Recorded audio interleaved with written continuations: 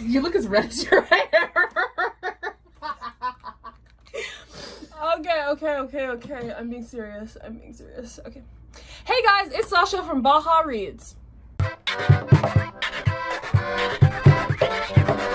Today is not a bookish video day, and that is because I really want to talk about the dramas I've been watching that this girl has really influenced me with. But today we're going to be talking about Netflix dramas, and to introduce you to this girl, say who you are. Okay, I'm Sierra.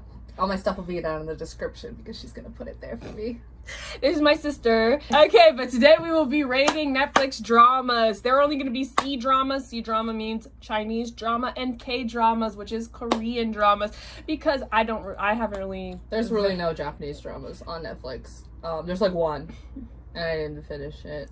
Yeah, I started watching Good Morning Call, and I'm on the third episode. Good. I haven't finished it yet. Just haven't finished it. Okay, let's really get into the tier. Okay, so first we have Pure, the love of my life. We have Hubba Hubba, like it's not in the pure category, but it's almost there, almost touching.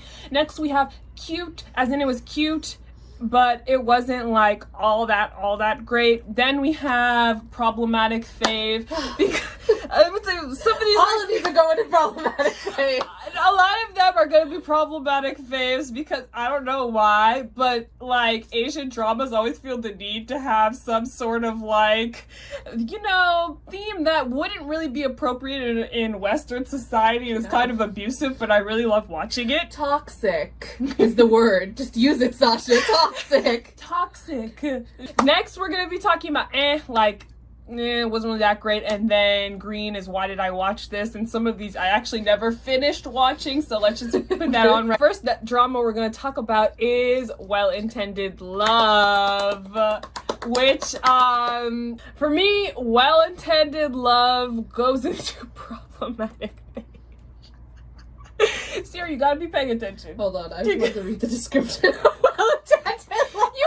You've watched it. The thing is I watched it, and it got so problematic and toxic that I just skipped to the end and watched the last Okay, episode. Well-Intended Love is about this woman thinks she's dying, so she convinces this man to put her in a fake marriage for her marriage contract. A marriage contract because she needs his money, and he gets some type of benefit out of it. And just other things happen along the way. A dramatic reveal towards the end that really shows you like, damn, like what the frick. But anyway, that's my problematic faith. When the dramatic thing happens in the drama, I don't know if you've gotten there yet because she's in the middle of watching it. Well, she stopped watching it. No, I got there because I remember screaming and running to you, and I said, "What is this?" And you said, you've arrived. I don't know. Should we talk spoilers? Spoiler. Skip if you don't want to see. Boy, so basically he wanted to marry her in the beginning anyways. And he just lied. No, he made her think she was going to die. To die. And that's why she ended up marrying him. So basically he orchestrated their marriage together. And now she's in love with him. But at the beginning she wasn't. She ends up falling in love with him in their marriage. And that was just problematic. And but I love it though. That was toxic. Bad. Let me tell you right now, I love horrible a lot of toxic things. But I think it's important to know you can love toxic things in media, like fake media stuff, but to not love it in real life. Know that it's toxic, recognize that it's toxic, and it's not good for you in real life. Sierra, where do you rank Well-Intended Love? Well-Intended Love is going in the problematic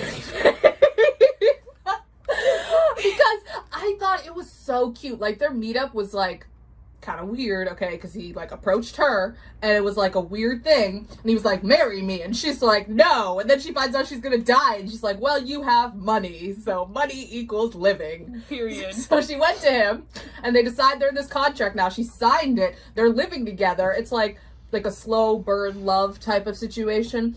And then they fall in love, and I'm like, oh my god, it's gonna end so cutely. This was beautiful. I mean, it started from tragedy, but that's wonderful. And then they go, bam! She was never gonna die. and then we're just supposed to, like, still like this character. So you best believe I skipped the rest of the drama and went straight to the end because I don't support toxicity unlike this one. So, I think we should talk about this one next because I know we're gonna have a lot to say. Boys Over Flowers! We just finished Boys Over Flowers last night together, so that is why she still has, those feelings. It is a K-drama, and basically what happens is this spunky high school girl stands up to these popular rich boys at this high school, and she's different from everybody else. She's not like other girls. No. And and basically the main lead ends up falling in love with her, and it's just about their life through love and all the little trials they have along the way. They were never in love for more than one episode.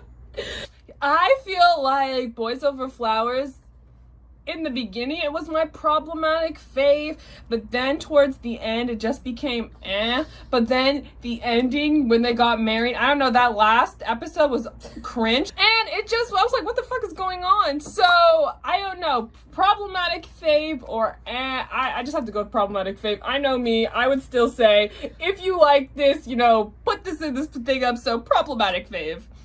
I will never watch Boys Over Flowers again, but my rating will shock you. I'm gonna put it in cute. I really did enjoy Boys Over Flowers because it was the first drama I started. This girl ranted about how dumb. She's like, why are we watching this last episode? I loved the beginning. I loved the secondary characters. Okay, Woobin deserved better. Woobin deserved a girl. He deserved a love story, and I'm disappointed. Everybody else had a love story but him. So I put it in cute because the ending got me, okay? I like to pretend like I don't like cute things, but when they were staring out at the ocean together and they were all like hugging up on each other, and he said, will you marry me? And she said yes, and I said... You know, honestly, I feel like problematic fave should actually go to the top. How do you change it? I'm changing it. Wait, go back up. Okay. And then pure pride. Because when I rate things problematic fave, that means I really like it a lot, but I just know it's trash.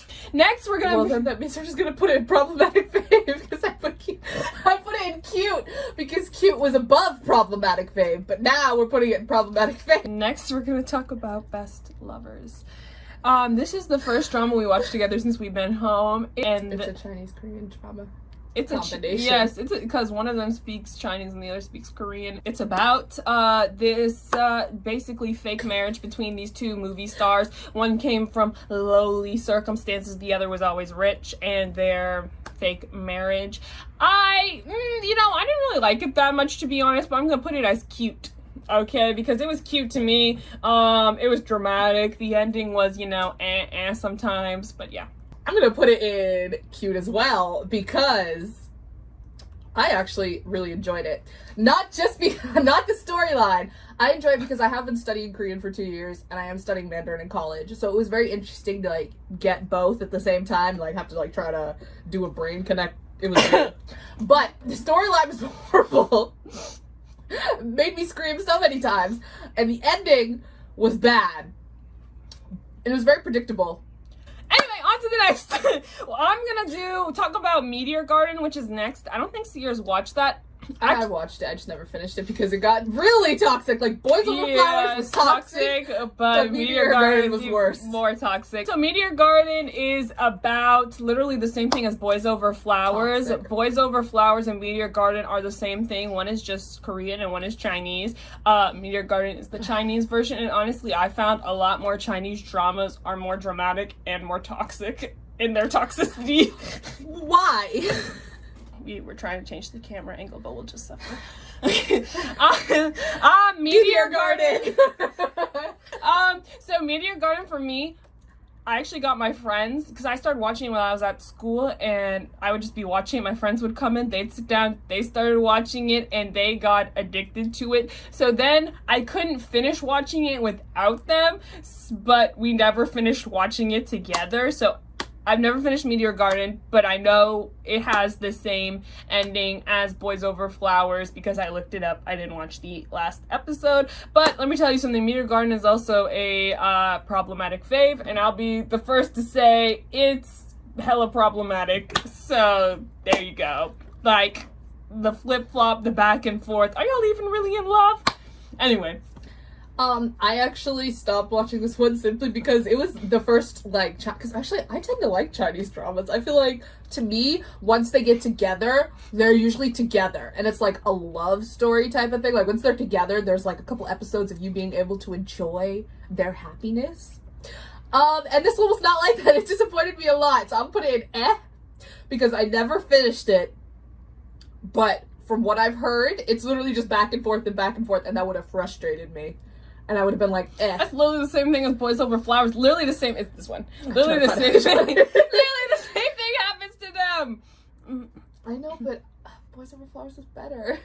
Okay, can I also point out that the man in Boys Over Flowers was so much better than the guy in Meteor Garden. Like, he genuinely was sweet towards her. Next thing we're going to talk about is Romance is a Bonus Book. This is so friggin' cute. I love it so much. It is a C-drama? No, I think it's a K-drama. I'm gonna check my cheat sheet.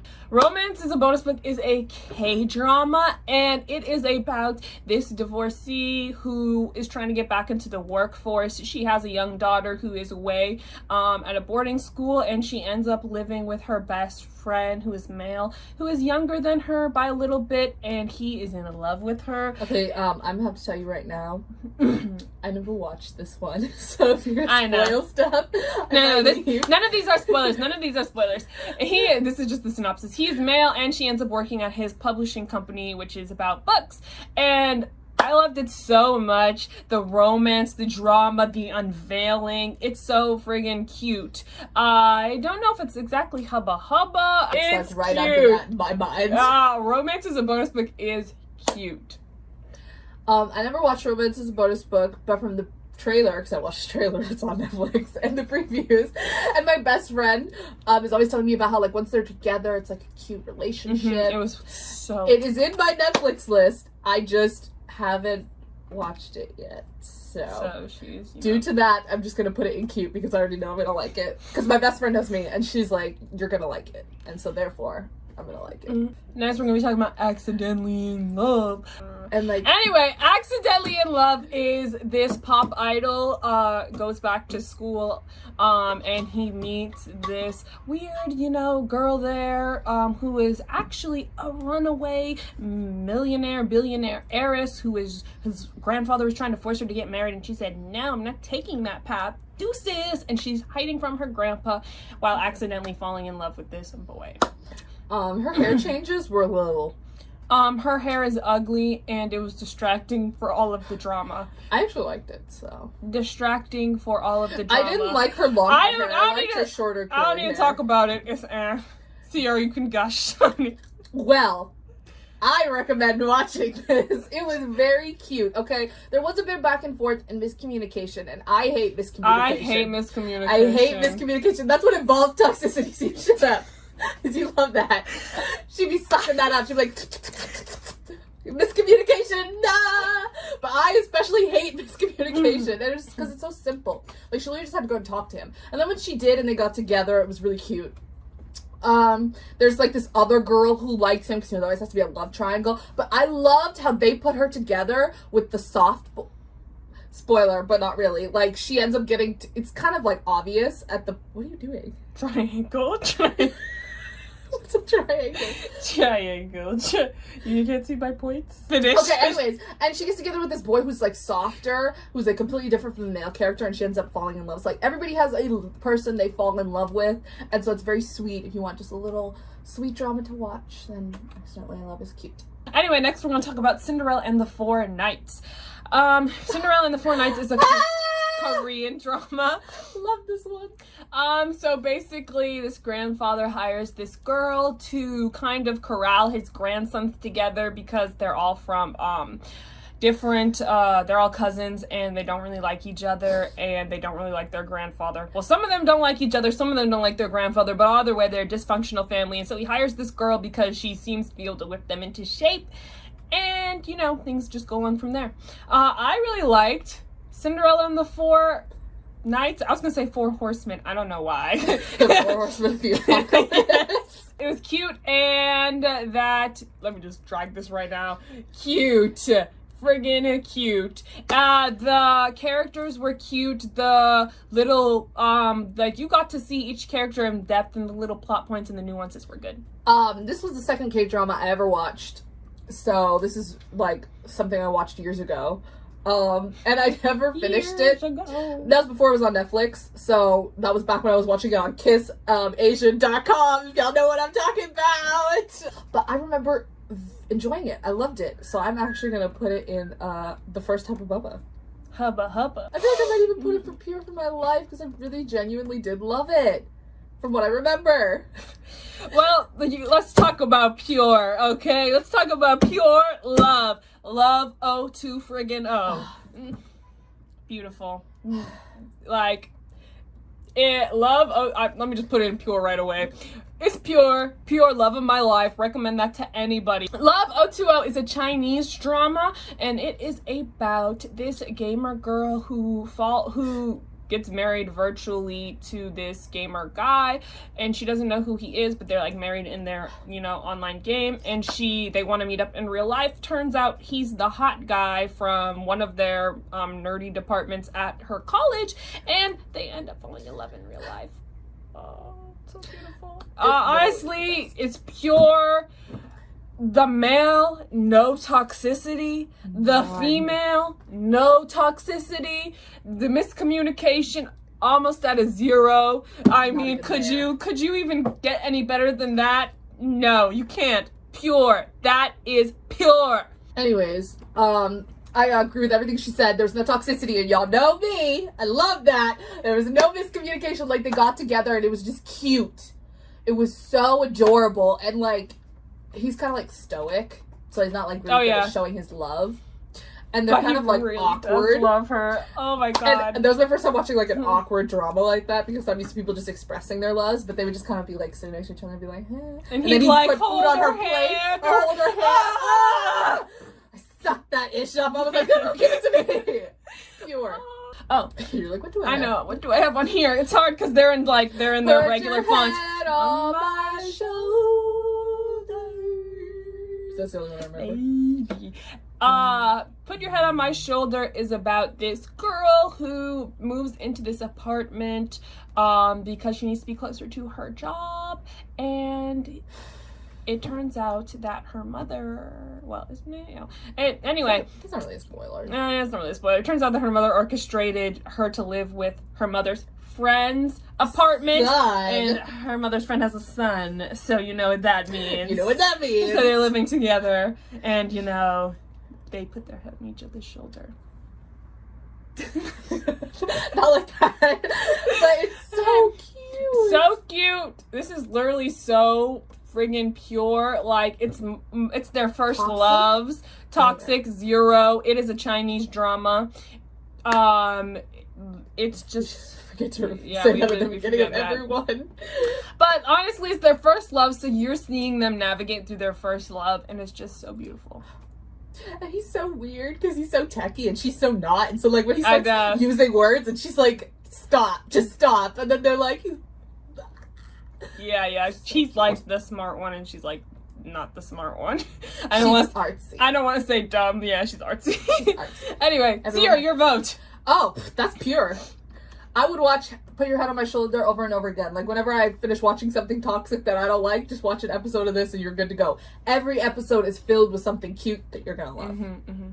So, next we're on One Spring Night. I don't think Sierra's watched this before. It is a Korean drama. Basically, it's about these, like, she's gonna look at, see what it is. It's about these two middle-aged people who meet, and one has a kid, the other is in a relationship already, and her parents are kind of like, you need to get married, and she realized she's not sure if that's what she wants, but basically it's about them navigating their life and kind of falling for each other. Honestly, I didn't finish watching this one. I watched the last episode, which was cute, but it wasn't holding my interest because it was not toxic. and that's why I'm gonna rate this one. Actually, it was cute from when I watched, but it just couldn't hold my mind because it was not toxic. It was cute, but it's cute for like people who like more adultish things and who want to see that reflected on screen. I just want to see drama. Well, I'm gonna put it in as well because she has absolutely no idea. I have no idea what it's about. One, and two, if it doesn't have any drama in it, what's the point of watching it? Okay, I don't like toxicity either, but it has to be a little dramatic. I mean, it was dramatic, like her boyfriend cheated on her and stuff, and all those kinds of things. But like, it wasn't for me. I probably would have liked it. I would probably like it. I'll watch it in the future. The winter wind that blows. The winter wind that blows. I got it right. It's just, why did I watch K-drama. this? Yes, it's a K-drama. Why did I watch this? I don't know.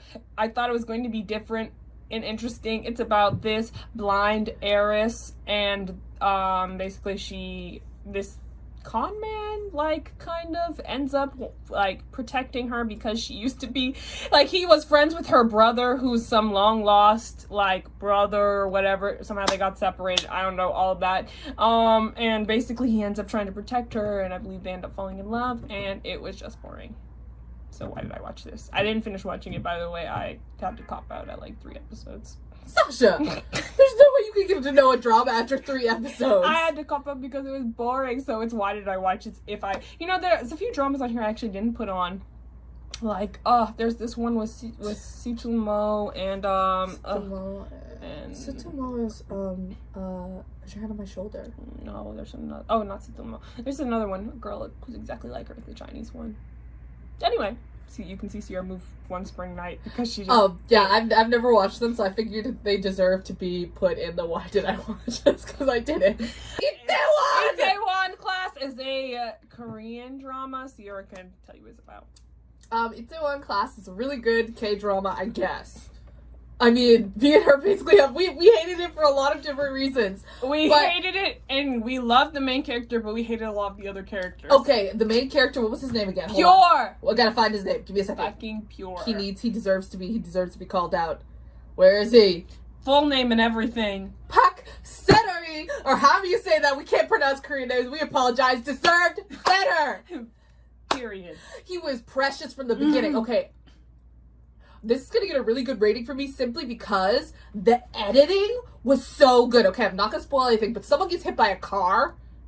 Actually, a couple people get hit by a car. Lots of cars accidents going on. When someone gets hit by a car, it's like they zoomed in and then they twisted it. They did something really cool, and so it made you feel like you got hit by a car. Oh, I remember that actually. It was that was so really good. Their editing, maybe it's because it's newer, but it was so good. Okay, yeah, so this is about this guy. Well, it's hard to describe it without spoiling the first episode, you know. It's about this guy who faces loss, and he gets past that loss, and he builds up his own bar. Which it's basically a revenge story. It's literally just a revenge story. It's a cute thing. The love story, I didn't like it because we didn't we didn't like any of the love stories. But like from the beginning, he liked this one girl, and so you thought those two were gonna be together. This girl was spineless. I hated her. Didn't like her at all. Then they involved this other girl who is obsessively with him, and to the point where it's like, I'm gonna keep forcing you to love me, and that's not cute, okay? Anytime anyone does that is horrible. You can't just, like, attach yourself onto someone and eventually they're gonna love you. Like, that, I didn't like that. And then spoiler, they ended up together, and it was so annoying. I didn't like that. I didn't like the ending. Honestly, I'm going to rate it Hubba Hubba simply because